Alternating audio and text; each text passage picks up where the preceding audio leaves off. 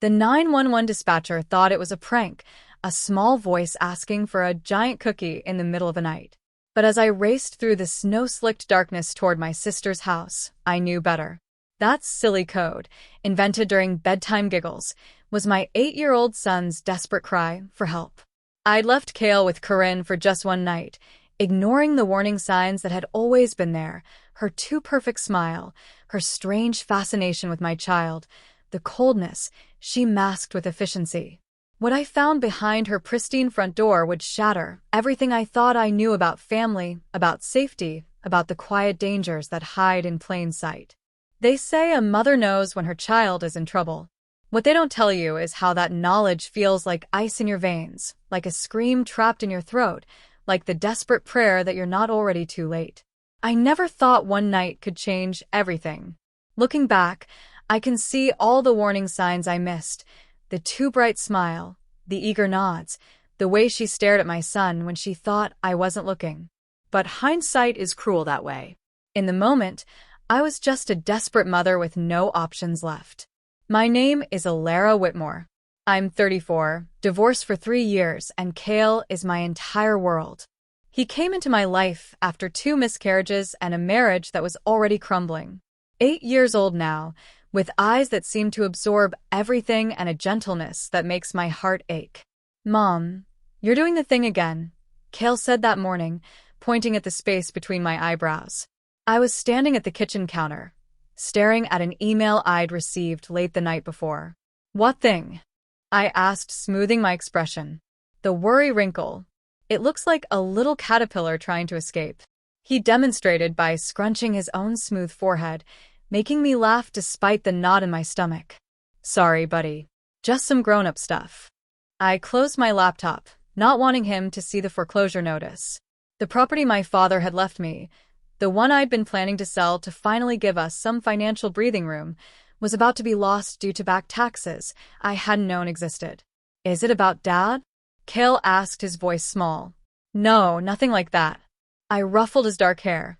"So much like mine. Just paperwork I need to take care of before Christmas." Kale nodded, accepting this with the pragmatism that sometimes made him seem older than 8. "Can we still make cookies tonight?" "Absolutely. Giant cookies, remember?" It was our thing. Oversized chocolate chip cookies we'd started making after my ex left. On particularly bad nights when neither of us could sleep, we'd bake them at midnight and eat them warm. "Giant cookies," Kale grinned, making his hands into circles the size of dinner plates. "The best kind." It had become our little code over the past year. Whenever Kale felt uncomfortable somewhere, at a birthday party, at his father's new girlfriend's house, he'd text me "giant cookie," and I know he needed an escape. I'd call with a sudden emergency and bring him home. We'd never actually needed it for anything serious, but it made him feel safer, having a secret signal. I'd had no idea how much we'd need that code by the end of the day. The email was clear. I had to appear in person at the county office with documentation before it closed for the holiday break. Today was the last day, and the office was 3 hours away.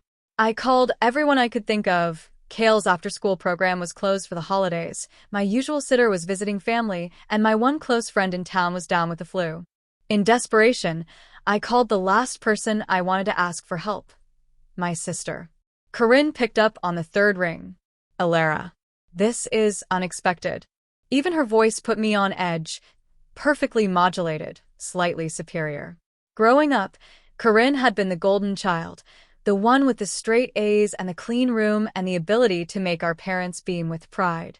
I'd been the messy one, the dreamer, the disappointment. We'd grown further apart after our parents died, me at 26 with a newborn, her at 29 with a nursing degree, and a life that never seemed to include family. "I know, and I'm sorry to bother you, but I'm in a bind." I explained the situation, hating the desperation in my voice. There was a pause then. "You need me to watch Kale?" "Just overnight. I'll drive back first thing in the morning." Another pause. "I'd be happy to help." The ease of her agreement surprised me. Corrine had never shown much interest in being an aunt. She sent gifts on birthdays and Christmas, usually books, complex puzzles, things that felt more like intelligence tests than toys, but rarely spent time with him. Really? I couldn't keep the surprise from my voice. Of course. He's my nephew. Her tone softened slightly. Besides, it's Christmas Eve. Family should help family. Relief flooded through me, followed quickly by uncertainty. But what choice did I have? The roads were already slick with the first snow of the season, and I needed to leave immediately to make it before the office closed. Kale? I called, finding him in his room arranging his collection of minerals. How would you feel about staying with Aunt Corrine tonight while I take care of some business? He looked up, considering. Aunt Corrine with the cool rocks. I nodded. Corrine had given him a geode set for his last birthday that had sparked a minor obsession. She's okay, he said with a shrug. She talks to me like I'm not a baby. Coming from Kale, this was high praise. Within an hour, we were standing on Corrine's porch, overnight bag in hand. Her colonial house was picture-perfect, with tasteful Christmas lights outlining the eaves and a wreath on the door. Nothing excessive, nothing out of place. Just like her. The door opened before I could knock.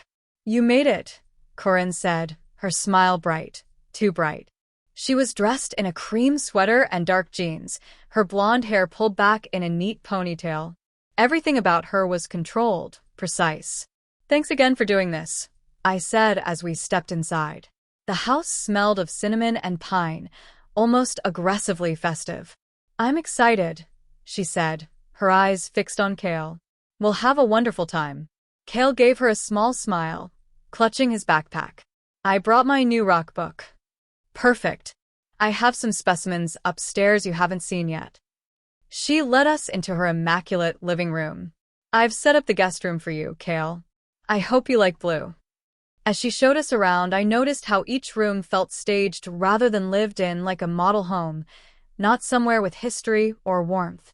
She'd been living here for 5 years, but there were few personal touches beyond carefully framed degrees and certificates.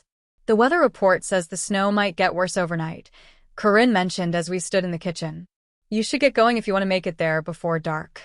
She was right, but something made me hesitate. Kale, are you sure you're okay with this? He nodded, already exploring a cabinet of minerals Corrine had opened for him. These are calcite formations, he said, pointing. That's right. Corrine smiled, a hint of genuine warmth breaking through. You've been studying. I knelt to give Kale a hug. I'll be back tomorrow, first thing. You call me if you need anything, okay? He hugged me back, then whispered in my ear with a little smirk, Don't forget the cookie. I smiled, thinking he was just being silly. Love you, buddy. Love you too, he said, already turning back to the mineral display. At the door, Corrine caught my arm. He'll be fine, Alara. I'm perfectly capable of looking after a child for one night. There was an edge to her voice that made me bristle.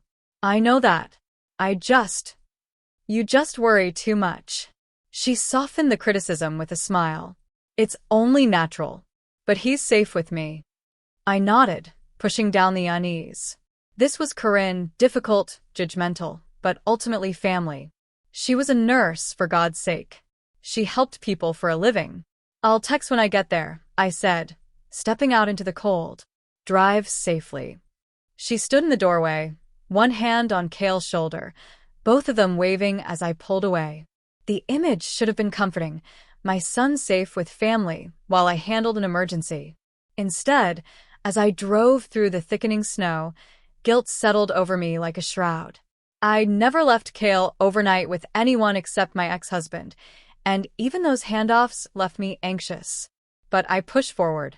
The roads grew worse as I drove, requiring all my concentration. By the time I reached the county office, I barely had 15 minutes before closing. The clerk took pity on me, letting me file the necessary paperwork and make arrangements for the taxes. You came all this way in this weather? She asked, stamping the final form. Had to, I said simply. It's all I've left to give my son. She nodded understanding. Well, you're all set now. Merry Christmas. It was nearly 7 when I checked into a budget motel nearby. The forecast had worsened, with talk of ice accumulation making morning travel hazardous. I texted Corrine to let her know I'd made it, then called to speak with Kale. He's in the bath, Corrine said. We had spaghetti and made a bit of a mess. Can you have him call me when he's done? Of course. Though he might be ready for bed soon after. We've had quite the adventure exploring the house. Something in her tone made me pause. He's doing okay? Not anxious. He's perfectly fine, Alara. Her voice cooled. You don't need to worry so much. It's not healthy for either of you. The criticism stung mostly because it echoed things my ex used to say, that I was overprotective, that I needed to cut the cord. But they didn't understand Kale the way I did. His sensitivity, his quiet ways. Just have him call, please. I will, she promised, then added, if he's not too tired. I hung up feeling uneasy. When an hour passed with no call, I texted again. Is Kale out of the bath yet? He fell asleep right after. Didn't want to wake him. He's had a big day. I stared at the message, a knot forming in my stomach. It wasn't like Kale to fall asleep without saying goodnight, no matter how tired he was. But maybe the excitement had worn him out. Okay. Tell him I love him when he wakes up. Will do. Get some rest, Alara. I tried to sleep, but found myself checking my phone every few minutes. At midnight, I sent one more text. Just checking in. Everything still okay? No response. I told myself Corrine was asleep, that everything was fine. I finally drifted off around 1, dreaming of snow and closed doors and Kale's voice calling from somewhere I couldn't reach. The phone's ring jolted me awake at 2:17 a.m. Ms. Whitmore? An unfamiliar voice. This is Dispatcher Reeves with County Emergency Services. I'm sorry to disturb you at this hour. My heart stopped. What's happened? Is it my son? We received a 911 call from your residence about 20 minutes ago. The caller identified himself as Kael Whitmore, age 8.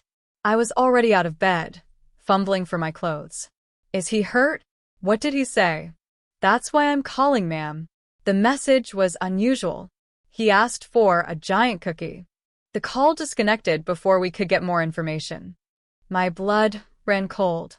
Our code. He'd used our code. My voice broke. That's our code. It means he needs help. He needs to be picked up immediately. The dispatcher's tone shifted. I see. We did send officers to the address, but they reported everything appeared normal. Your sister said he was asleep and must have been playing with the phone earlier. No. The word came out sharp, certain. He wouldn't do that. If he called and used that phrase, something's wrong. Ma'am, I understand your concern, but our officers did check. Did they see him? Did they actually see my son? A pause. According to the report, they observed a child sleeping in bed. Your sister didn't want to wake him. That's not. I took a deep breath, trying to stay calm.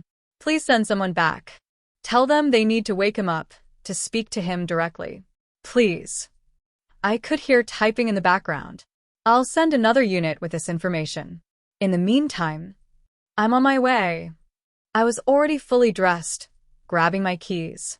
I'm 3 hours out, but I'm coming now. Ms. Whitmore, the roads are dangerous. There's been ice. My son needs me. I ended the call and rushed out into the freezing night. The drive was a nightmare. Dark roads slick with black ice, visibility reduced by fog and occasional snow flurries. I white-knuckled the steering wheel, my mind racing with worst-case scenarios. Had Corrine heard him? Was he sick? Was someone else in the house? Halfway there, the dispatcher called back. Officers returned to the residence, she said, her voice careful. Your sister initially refused to wake the child, saying he was on cold medication and needed rest. When they insisted on confirming his welfare, she said she would call you herself. Did they see him? Did they talk to him? A hesitation. They reported seeing what appeared to be a child under blankets in the guest bedroom. Your sister said she would handle it from here. That's not good enough. I was shouting now, fear making my voice raw. They need to actually speak to him. Ma'am, without clear evidence of danger, they can't force entry or... He called 911. With our emergency code. What more do you need? We're taking this seriously, the dispatcher assured me. Another unit is on standby. How far out are you? About an hour if the roads hold. Drive safely. We'll stay in contact. The last hour of the journey was the longest of my life. Every curve in the road, every patch of ice felt like an obstacle between me and my son. I kept my phone on speaker, waiting for updates that didn't come. It was 2:30 a.m. when I finally pulled into Corrine's driveway. The house was dark except for a single light in the front window. I didn't bother knocking, using the spare key Corrine had given me earlier. "Corrine," I called as I burst through the door. "Kale." Corrine appeared at the top of the stairs, wearing a silk robe, her hair perfectly smooth despite the hour. Her face showed surprise, then shifted into a smile.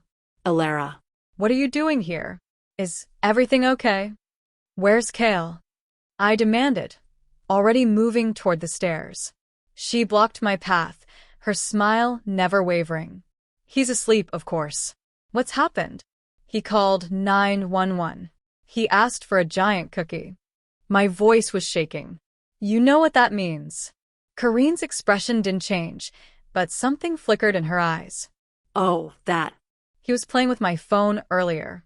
I caught him and took it away." Kids say the strangest things. "I need to see him." "Now." She sighed, as if I was being unreasonable. "You're overreacting. He's fine." I pushed past her, taking the stairs two at a time. "Kale, Mommy's here." "Alara, stop. You'll wake him." Corrine followed close behind. The guest room door was closed. I flung it open, flipping on the light. "Kale." The bed was neatly made, with a small lump under the blankets. Relief flooded me for half a second, until I noticed the stillness. Kale was a restless sleeper, always had been. "See?" "He's fine." Corrine stood in the doorway, arms crossed. "You drove all this way for nothing." I approached the bed slowly, my heart pounding. "Kale? Buddy, it's Mom." No movement, no sound of breathing. I yanked back the covers. Pillows. 2 pillows arranged to look like a small body. The room tilted around me. "Where is he?" My voice was barely a whisper. Corrine froze, her face draining of color. He was just here. I checked on him an hour ago." I whirled to face her. "Where is my son?" She backed up a step, her composure cracking. "He said he wanted some air. He was feeling too warm. I let him go out on the back porch. It's 10 degrees outside." I pushed past her again, racing down the stairs. "Kale. Kale." The back door was unlocked. I burst onto the porch, but it was empty, a thin layer of undisturbed snow covering everything. "He's not here," I said, turning back to Corrine, who stood in the doorway. "You're lying to me. Where is he?" "I'm not." She stopped, her eyes darting toward the side of the house. "Maybe he went to the yard. He was curious about the shed earlier." I didn't wait for her to finish, running around the side of the house, screaming Kale's name into the darkness. The gate to the backyard was indeed unlocked, swinging slightly in the wind. Corrine followed, her slippers getting soaked in the snow. "He has to be here somewhere. He wouldn't just wander off." "His coat." I suddenly realized. "Where's his coat?" "His shoes." We both looked toward the entryway, where Kale's blue winter coat still hung on the hook, his boots neatly placed below, exactly where we'd left them when we arrived. I rounded on Corrine, fury and terror making my voice shake. "He didn't go outside. He couldn't have. Not without his coat. Not in this weather." "What did you do to him?" Her face went blank, then crumpled. I wouldn't." Lights flashed at the front of the house. The police had returned. I ran to meet them, 2 officers stepping out of their cruiser. "My son is missing," I gasped.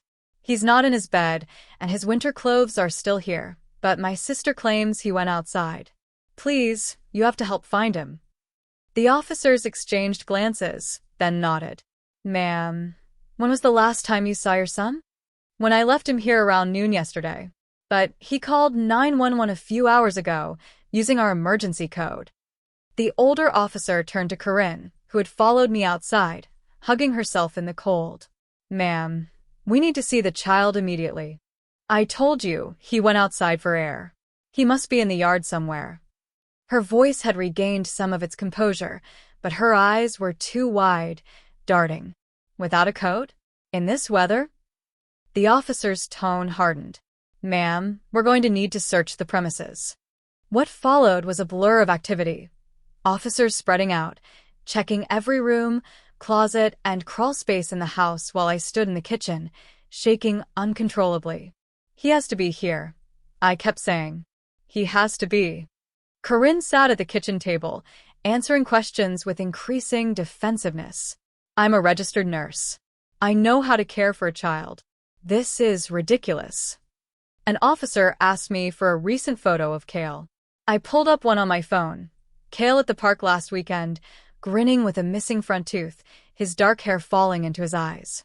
Dispatch said he called around 1:50 a.m., the officer noted. That's less than an hour ago. He can't have gone far. If he went anywhere at all, I said, glaring at Corrine. Another officer entered the kitchen. Ma'am, what bedroom was your son staying in? The guest room upstairs, first door on the right. And you found pillows arranged to look like a sleeping child? I nodded, my throat tight. The officer turned to Corrine. Did you arrange the pillows that way, ma'am? Corrine's face flushed. I just thought it would help him sleep better. He was restless. But you told officers earlier that he was sleeping soundly. You refused to wake him. She stood up abruptly. I misspoke. I was tired. It's the middle of the night, for God's sake. A commotion at the front door drew our attention. A neighbor in a bathrobe was speaking with one of the officers, gesturing animatedly. The officer came back in. Ms. Whitmore, the neighbor across the street, says she saw your sister dragging what looked like a duffel bag out to the garage around midnight. All eyes turned to Corrine, whose face had gone completely white. Is this true, ma'am? The officer asked. Corrine's mouth opened, closed, then opened again. It was just some Christmas presents I was hiding. I didn't want Kale to see them. We need to check the garage, I said, already moving toward the door that connected the kitchen to the garage. Wait, Corrine cried, but it was too late. The garage was cold and meticulously organized, like the rest of Corrine's house. At first glance, nothing seemed out of place. But then I noticed a sleeping bag partially hidden behind some storage boxes. What is that? I pointed, my voice breaking. An officer moved the boxes aside. The sleeping bag was unzipped and empty, but beside it lay one of Kale's action figures, a little Iron Man he'd had in his pocket when we arrived. I picked it up with trembling fingers. This is Kale's. Why is it out here? Corrine seemed to deflate, sinking against the wall. He wouldn't stop talking about you, she whispered. Every 5 minutes. When's Mom coming back? Will Mom call again? I needed some quiet. The room went deadly silent. What did you do? I asked, my voice barely audible. I didn't hurt him, Corrine said quickly. I would never hurt him. I gave him something to help him sleep. Just a mild sedative. Just to calm him down. You drugged my son? I lunged toward her, but an officer caught my arm. I'm a nurse, she said defensively. I know the proper dosage. It was safe. I put him out here for just an hour while I took a bath. I was going to bring him back in, but I fell asleep. When the police came the first time, I panicked. You left him in a freezing garage? My voice rose to a scream. Where is he now? Corrine's face crumpled. I don't know. When I came back out, he was gone. I've been looking everywhere. The officers exchanged glances, then one spoke into his radio. We need additional units at 1547 Maple Street. Possible child endangerment, missing 8-year-old boy. He has to be here somewhere, I said, tears streaming down my face. He has to be. The search intensified, with officers checking every possible hiding place, under beds, in cabinets, behind furniture. I followed them, calling Kale's name until my voice grew hoarse. Corrine remained in the kitchen, now under the watchful eye of an officer. Her perfect composure had completely shattered, her face streaked with tears, her hands shaking. I didn't mean for this to happen, she kept saying. I just wanted him to see I could take care of him too. I couldn't bear to look at her. Every second that passed was another second my son was missing, possibly hurt, definitely scared. An hour into the search, with dawn still hours away, one of the officers called out from the hallway. I think I've found something. I ran toward his voice, hope and terror warring in my chest. The officer was kneeling by a small door I hadn't noticed before, an access panel to the area under the stairwell, partially hidden behind a decorative table. "There's something in there," he said, shining his flashlight into the dark space. I dropped to my knees, peering inside. At first, I saw only shadows. Then, in the beam of the flashlight, a small shape huddled in the farthest corner. "Kale." My voice broke on his name. "Buddy, is that you?" A slight movement, then a whisper so faint I almost missed it. "Mom?" The officer helped me clear away the table, opening the small door wider. I crawled in without hesitation, ignoring the cobwebs and dust. And there he was, my son, curled into a tight ball, his face pale and tear-streaked in the dim light. He was still in his jeans and t-shirt from yesterday, no socks, shivering violently. "Oh, baby." I gathered him into my arms, feeling his cold skin against mine. "I'm here. I've got you." I try to be quiet, he whispered against my neck. "Like you said, for hide and seek." But I got so cold. I carried him out, his body frighteningly light in my arms. The officers immediately wrapped him in emergency blankets, checking his vitals. "He's dehydrated and showing signs of mild hypothermia," one said, already on the radio calling for an ambulance. "But his pulse is strong." Kale clung to me, his fingers digging into my arms. "I asked for a cookie," he said, his voice small and confused. "On the phone. But nobody brought one." "I know, baby. I know." I kissed his forehead, his cheeks, his cold little hands. "The cookie brought me instead. Just like we planned." Corrine watched from the doorway, her face a mask of horror and shame. "I never meant," she began. "Don't." I cut her off, turning Kale away from her. "Don't you dare speak to him." The officers were asking Kale gentle questions. Where had he been? What had happened? His answers came in fragments, slurred from whatever Corrine had given him. "Aunt Corrine made hot chocolate. It tasted funny. Woke up in the garage, so cold. Tried to find Mom, but the doors were locked. Hid when I heard voices." I held him closer, trying to warm him with my body heat. "Why did you hide, buddy? The police were looking for you." He looked up at me with heavy-lidded eyes. "She said you weren't coming back. That you left me because I was too much trouble." The words hit me like a physical blow. I looked over at Corrine, who was now being handcuffed by one of the officers. "That's not true," I told Kale fiercely. "I will always come back for you. Always." The ambulance arrived minutes later. As the paramedics prepared to transport Kale, I heard one of the officers reading Corrine her rights. "You're arresting my sister?" I asked, surprised despite everything. The officer nodded grimly. "Child endangerment at minimum. Possibly attempted kidnapping. The DA will sort it out." I looked at Corrine, my sister, the golden child, now broken and small in handcuffs. For a moment, our eyes met, and I saw something I'd never seen there before. Raw, desperate loneliness. "He reminds me of Dad," she said softly. "The way he watches everything, notices everything. I just wanted—" But whatever she wanted, I didn't stay to hear it. My place was with my son, in the ambulance racing toward the hospital, holding his hand as his eyelids fluttered closed again. "Stay with me, buddy," I whispered, as the sirens wailed through the night. "Just stay with me."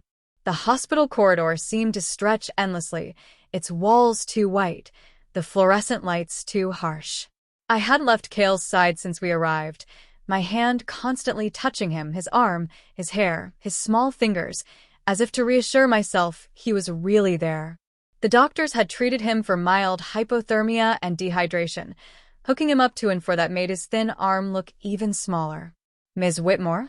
A doctor with kind eyes and gray at her temples approached, clipboard in hand. "Kale is stable. The sedative is working its way out of his system, but we'd like to keep him overnight for observation." "What did she give him?"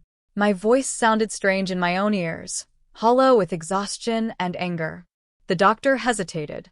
"Based on the blood work, it appears to be a benzodiazepine, likely lorazepam." It's commonly prescribed for anxiety. She drugged my 8-year-old son with a tranquilizer. The words felt like stones in my mouth. It was a relatively low dose, but still concerning for a child his size. She paused.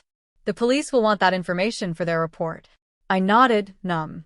Outside the window, dawn was finally breaking, pale winter light creeping across the parking lot. Christmas morning. The thought made me want to scream.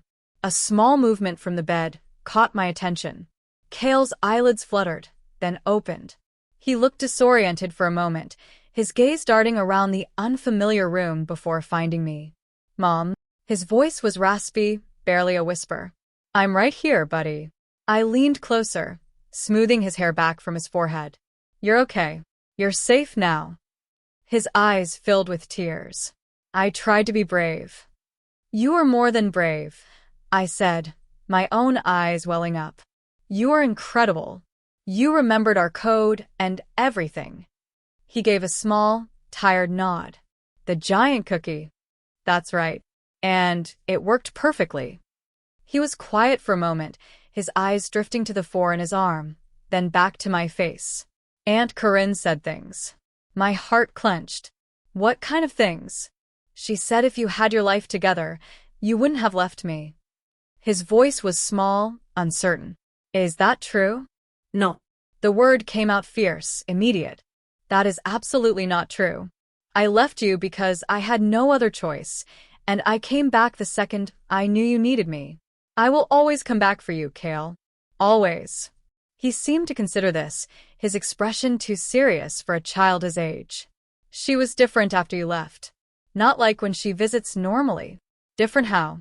He frowned, searching for words. Like she was wearing a mask before, and then she took it off. A chill ran through me. I thought of all the times Corrine had visited, how she'd always been proper but distant with Kale. Had she been hiding this, whatever this was all along? Did she? I swallowed hard. Did she hurt you, buddy? He shook his head. Not like hitting. She just said mean things. And the hot chocolate made me sleepy. His eyes grew fearful. When I woke up in the garage, it was so dark. I called for her, but she didn't come. I held his hand tighter, pushing down the rage that threatened to consume me. I'm so sorry, Kale. So sorry you were scared. I tried to get back inside, but the door was locked. His voice caught. So I hid. I remembered our game. Be so quiet no one can find you.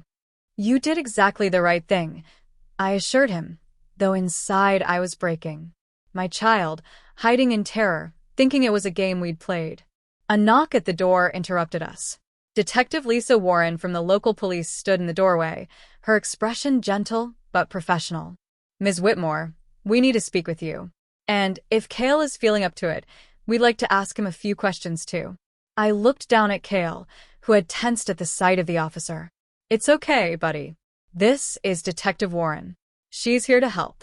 The detective pulled up a chair beside the bed, keeping her movements slow and calm. Hey there, Kale. I heard you were really brave last night. Kale didn't respond, just watched her with wary eyes. Can you tell me what happened at your aunt's house? She asked gently.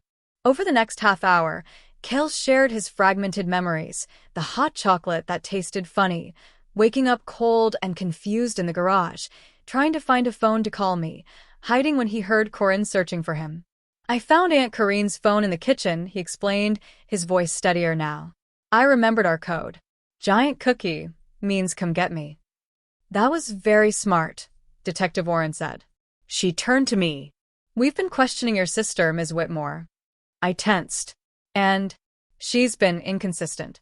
First, she claimed Kale wandered off, then that she'd merely stepped out for a moment and he disappeared. It wasn't until we confronted her with evidence that she admitted to sedating him. Evidence. We found the medication in her purse and residue in a mug in the sink. She had a prescription for lorazepam in her name. The detective's expression was grim. She's maintained that she never intended to harm him, just to calm him down because he was hysterical about you leaving. That's not true, Kale said suddenly, his voice stronger than it had been. I wasn't crying. I just kept asking when Mom was coming back and she got mad. Detective Warren nodded, making a note. Thank you, Kale. That helps us understand better. What happens now? I asked, dreading the answer. As furious as I was with Corrine, the thought of my sister in jail felt surreal. She's being held on charges of child endangerment and reckless conduct. The DA will determine if additional charges are warranted. She paused. Would it be all right if I speak with you privately for a moment, Ms. Whitmore? I hesitated, looking at Kale. It's okay, Mom, he said, surprising me with his perceptiveness. I'm just going to close my eyes for a minute. I followed Detective Warren into the hallway, my legs unsteady beneath me. Your sister is asking to speak with you, she said without preamble. No. I responded immediately. Absolutely not. I understand, but there's something you should know. She lowered her voice. When we searched her house more thoroughly, we found concerning items. A small suitcase packed with children's clothes, new ones, not Kale's. A folder with information about schools in another state. And a sedative dosing chart with a child's weight noted. My blood ran cold. You think she was planning to take him? We can't say for certain, but the evidence suggests she may have been preparing for something more than just an overnight visit. Detective Warren's expression softened slightly. She's asking for a chance to explain. It's entirely your choice whether to hear her out. I leaned against the wall, suddenly lightheaded. I need to think about it. Of course. We'll be questioning her further today. She handed me her card. Call if you decide you want to speak with her, or if you remember anything else that might be relevant. After she left, I stood in the hallway for several minutes, trying to make sense of what I'd just heard. The sister I thought I knew, difficult, judgmental, but ultimately rational, seemed to have vanished, replaced by someone I didn't recognize at all. When I returned to Kale's room, he was sleeping again, his face peaceful in a way it hadn't been since I'd found him. I settled back into the chair beside his bed, watching the steady rise and fall of his chest. A text message alert broke the silence. It was from an unknown number, but I knew instantly who it was from. Please talk to me. I need to explain. It wasn't what it looks like. See. I stared at the message, anger and confusion warring inside me. How had she even sent this? Had they let her keep her phone at the station? Another message followed quickly. He reminded me of Dad. The way he watches everything. I just wanted to show him I could be a better mother than you. The words hit me like a physical blow.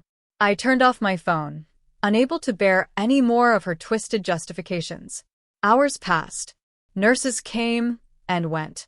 Kale woke briefly to eat some applesauce and drink water before drifting off again, his body still recovering from the trauma. By late afternoon, I'd made my decision. I called Detective Warren. I'll talk to her, I said. But not today. I'm not leaving Kale. I understand, she replied. She'll be arraigned tomorrow morning. You could speak with her at the courthouse, if you're comfortable with that. That night, I slept in the chair beside Kale's bed, waking at every small sound, every shift of his body. When morning came, bringing with it a social worker who needed to take my statement, I felt as though I'd aged years in a single night. Your son seems to be recovering well physically, the social worker said, her voice kind. But trauma like this can have emotional effects that emerge later. I'd recommend arranging for him to speak with a child psychologist. I nodded, adding it to my mental list of things to handle, a list that kept growing longer with each passing hour. I need to step out for a while today, I told her, my decision made. Would it be possible for someone to stay with Kale? Of course. We can arrange that. 2 hours later, I stood in a small conference room at the county courthouse, waiting. When the door opened, Corrine entered, flanked by a guard and her court-appointed attorney. She wore an orange jumpsuit that hung loosely on her frame, her hair pulled back in a messy ponytail, so unlike her usual polished appearance that I almost didn't recognize her. Ilara, she said, her voice breaking on my name. Thank you for coming. I remained standing, arms crossed. You have 5 minutes to explain why you drugged my son and left him in a freezing garage. Her lawyer started to speak, but she silenced him with a gesture.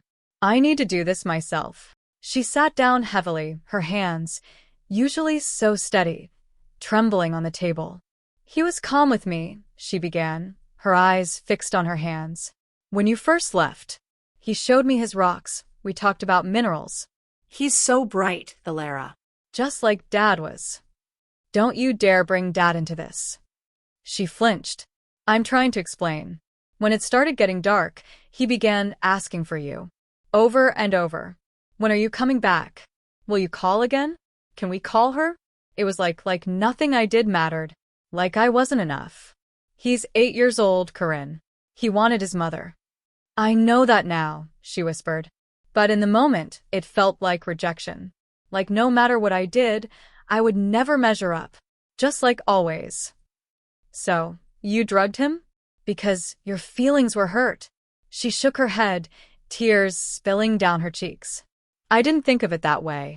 I told myself I was helping him, that he needed to calm down, to rest, that I knew better because I'm a nurse. She looked up at me, her eyes red-rimmed. I was wrong. So terribly wrong. And the garage? Why put him out there? I just needed some space. Some quiet. I told myself it would only be for a few minutes while I gathered myself. I was going to bring him right back in. Her voice broke. But then I took a bath and I fell asleep, and when the police came the first time, I panicked. I put the pillows in his bed and pretended he was there. By the time I went back out to get him, he was gone. You ruined everything and still got the one thing I wanted. I repeated her words from the hospital. What did you mean by that? Corrine's face crumpled. You know what I meant. You've always known. I can't have children, Valera. I found out years ago. And you who never planned anything, who always just floated through life, you got Kale. This brilliant, beautiful child who looks at you like you hung the moon. So this was, what? Jealousy. It was madness, she admitted, her voice barely audible. I convinced myself I could show him, show you both, that I could be a better mother. That I could give him structure, education, all the things I thought you couldn't. The suitcase, I said, watching her face. The school information. You were going to take him, weren't you? She didn't answer directly, but her silence was confirmation enough. He reminded me of Dad, she said instead. The quiet way he observes everything. His curiosity. I thought maybe. She trailed off, then gathered herself. It stung, seeing how close you two are. I've never had that with anyone. I stared at her. This sister I'd grown up with but apparently never truly known. That doesn't excuse what you did. I know. She wiped her tears with the back of her hand. I'm not asking for forgiveness, Valera. I just wanted you to understand. I'm broken inside, in ways I've never let anyone see. Not even myself until now. The guard signaled that our time was nearly up. You need help, Corrine, I said, standing. Serious help. I know, she repeated, not meeting my eyes. For what it's worth, I'm glad he's okay. I never wanted to hurt him. I just wanted. She shook her head, unable to finish. As I turned to leave, she called after me. Valera? He'll forget, won't he? They always do. He's too young to remember this. I paused in the doorway, looking back at her. No, Corrine. He won't forget. And neither will I. The weeks that followed passed in a blur of police statements, hospital follow-ups, and sleepless nights.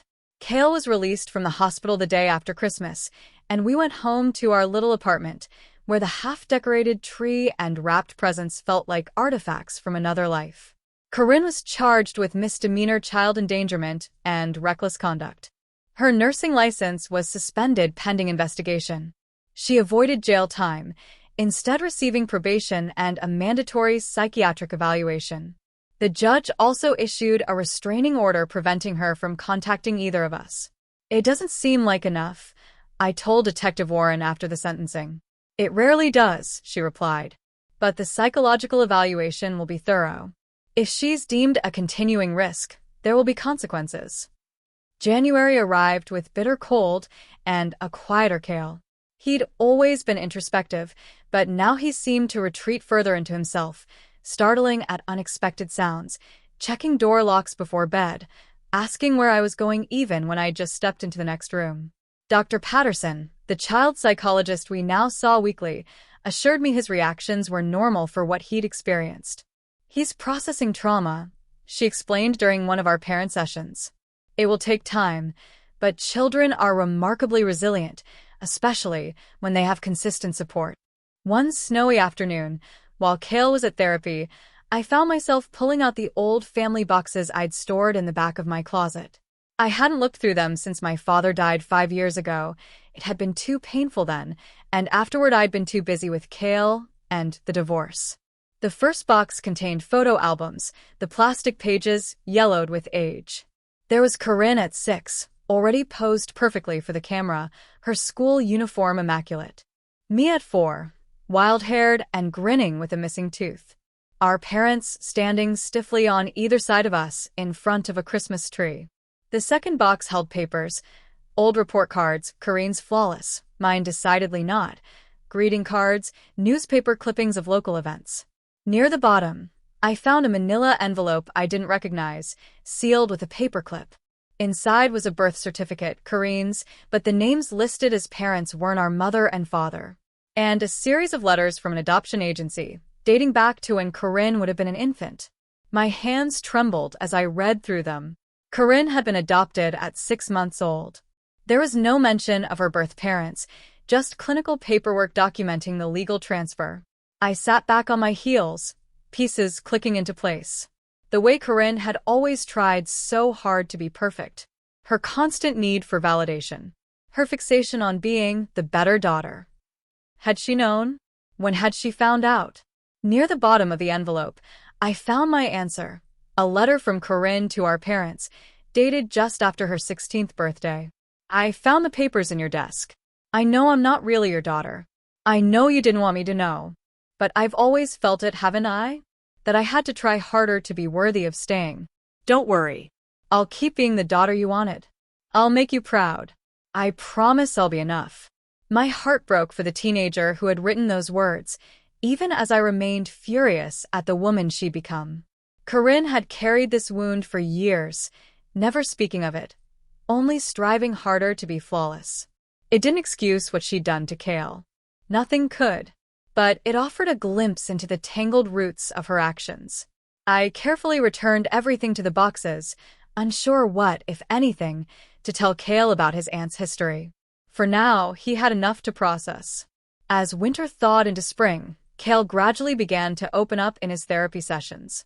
Dr. Patterson suggested I sit in on one, with Kale's permission. Can you tell your mom about that night? She prompted gently after we'd settled in her sunny office. Kale fidgeted with the sleeve of his sweater, not meeting my eyes. I was scared in the garage, he said quietly. It was so cold and dark.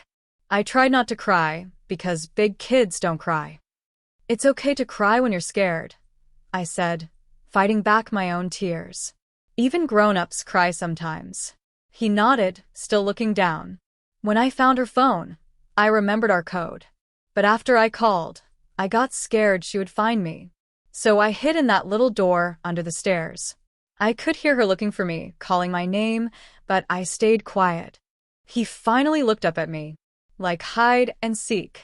The best hiders never make a sound, right? That's right, I whispered.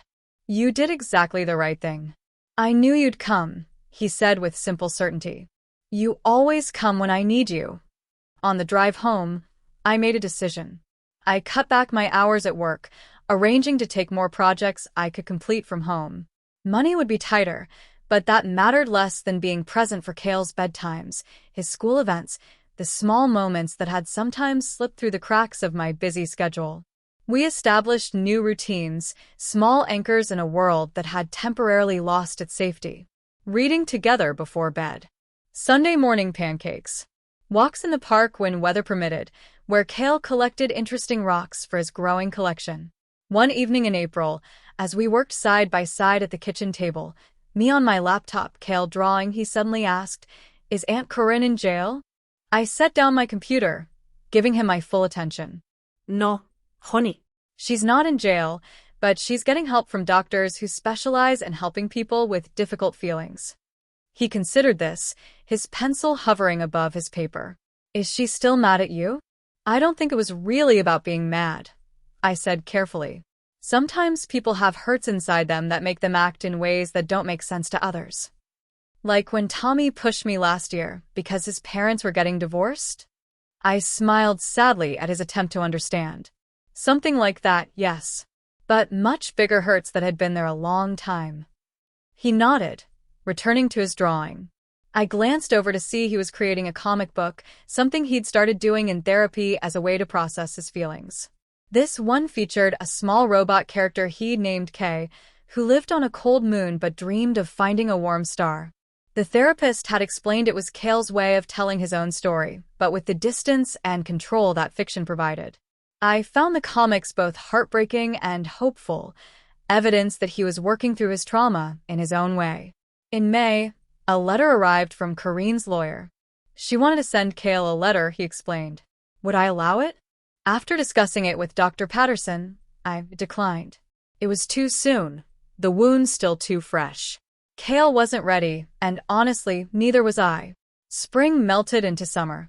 I took Kale to the beach, watched him wade cautiously into the waves, his face lighting up when he found a perfect shell. Tiny, ordinary moments that felt like miracles after coming so close to losing him. I learned that the neighbor who had seen Corrine with the duffel bag, Linda Thompson, a quiet woman I'd barely known before, had recognized the signs of something wrong because she'd lost her own son to foster care years ago, after struggling with addiction. You just know when something's not right with a child, she told me when she stopped by with cookies one afternoon. I couldn't mind my own business, not again. She began checking in on us regularly, sometimes bringing small gifts for Kale, sometimes just sitting with me on the porch while Kale played in the yard. An unexpected friendship born from the worst night of my life. As summer waned, I found myself thinking more about what I would tell Kale about Corrine when he was older. About the adoption papers, about the wound she'd carried silently for decades.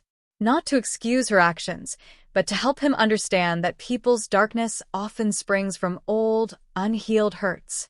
One evening, as I tucked him into bed, Kale asked, "Can we make cookies tomorrow?" "Of course, buddy."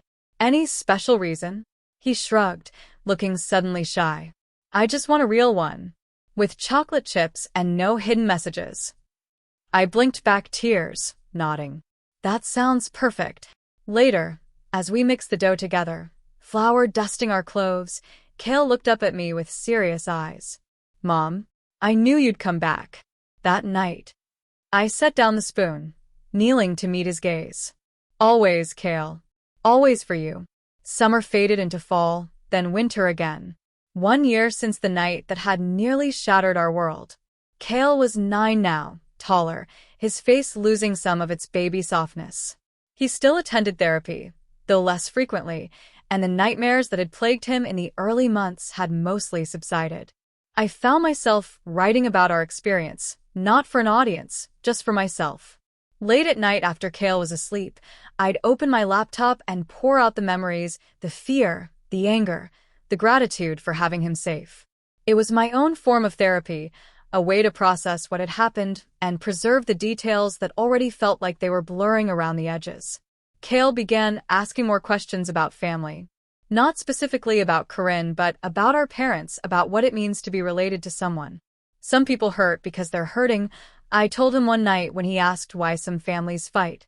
It was the simplest truth I could offer, and one I'd come to believe after learning about Corrine's past. At school, his third-grade class did a project on heroes. When it was Kale's turn to present, he stood before his classmates and said, "My hero is someone who always came back." His teacher later told me many of the children had chosen fictional characters or celebrities, but Kale's simple tribute had moved her to tears. In early spring, we visited a local animal shelter just to look.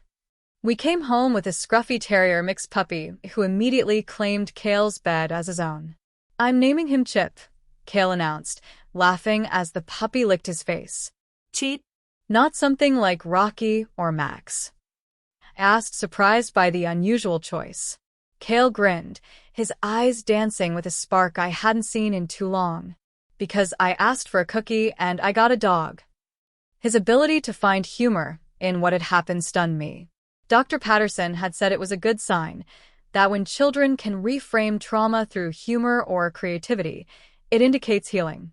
I learned through Detective Warren that Corrine had been moved to a psychiatric facility upstate after her evaluation revealed significant issues requiring long-term treatment. I felt no desire to visit, no pull to reconnect.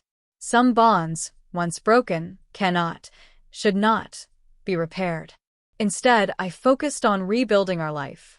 I reconnected with my father's cousin, the only extended family member I'd ever been close to, and finally sold the property that had set everything in motion.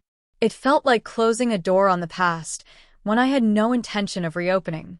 On Kale's 9th birthday in October, he handed me a card he'd made himself, decorated with careful drawings of stars and planets, his latest interest after rocks and minerals. Inside, he'd written in his best handwriting, "Mom, thanks for not being perfect, just being you." I hugged him close, wondering at the wisdom of children, their capacity to see what adults often miss. That night, after he'd gone to bed, I found myself rereading the 911 transcript I'd requested months ago. Just one line from my son in the dark. "Can I get a giant cookie?" The operator had chuckled, thinking it was a prank, but something, intuition, training, luck, had made them dispatch officers anyway. I tucked the paper away in a drawer, a reminder of how close we'd come to a different ending and of the small, silly code that had potentially saved his life. The memory would always be there, but I was learning to lock it away without letting it define us. To trust Kale again, to trust myself as his mother, to trust that the world, despite its dangers, still held more good than harm. Trust your child, I'd realized. Trust your gut. And never doubt what sounds like nonsense. As Christmas approached again, I asked Kale if he wanted to help decorate the tree, something we'd skipped entirely the previous year, the associations too painful. "Can we make it different this time?" he asked. "Not like before." So we bought all new decorations, stars and planets instead of the traditional ornaments we'd used before. We placed a rocket ship on top instead of an angel. We created something new from the ashes of the old. On Christmas Eve, I tucked him into bed, Chip curled at his feet. Kale yawned, his eyes already heavy with sleep. "Mom," he mumbled. "Yes, buddy. I'm glad you came back for me." I kissed his forehead, smoothing back his hair. "Always, Kale. I will always come back for you." After he fell asleep, I stood in the doorway watching them both, my son and the dog who had helped heal him in ways I couldn't. The fear that had gripped me for months after that night had finally begun to loosen its hold, allowing me to let him out of my sight without panic, to trust that he was safe. He'd asked for a cookie. What he really needed was me. What I hadn't realized until that terrible night was how much I needed him too, not just as my child, but as my anchor, my purpose, my heart walking outside my body. Some stories don't make headlines. Some horrors unfold quietly behind normal doors, leaving no visible scars. But they change us nonetheless, reshaping our understanding of love, of danger, of what it means to protect what matters most. As I turned off the hall light, leaving just the glow of his planet nightlight spinning slowly on the ceiling, I whispered a thank you to whatever force had carried his small voice through the darkness that night, bringing me back to him just in time. We had survived. We were healing. And the code that had once meant fear now reminded us both of the unbreakable bond between us, a promise that no matter what, I would always find my way back to him. He asked for a cookie. What he really needed was me. What would you do if the one place your child should be safe became their prison? If this story chilled you to the bone, hit that like button and subscribe for more tales where ordinary moments turn extraordinary, because the scariest stories aren't about monsters under the bed, but the demons hiding behind familiar faces.